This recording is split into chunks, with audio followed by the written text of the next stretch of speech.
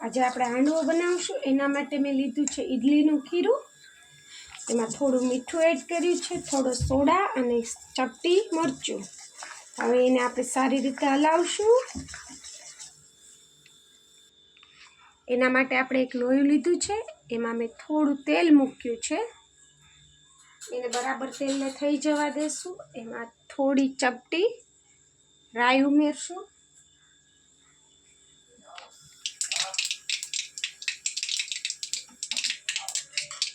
રાઈ બરાબર ફૂટી જાય એટલે એમાં થોડા તલ નાખશું.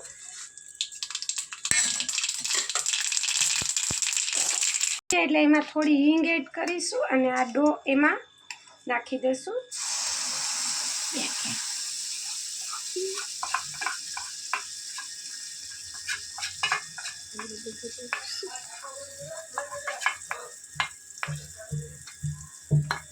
હવે આને આપણે 5 થી 7 મિનિટ માટે ઢાંકી દઈશું. હવે આપણે આને ફેરવશું.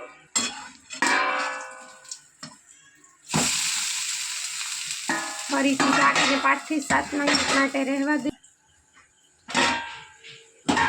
તમે જોઈ શકો છો આપણો હાંડવો ટેસ્ટી અને હેલ્ધી ક્રિસ્પી તૈયાર છે.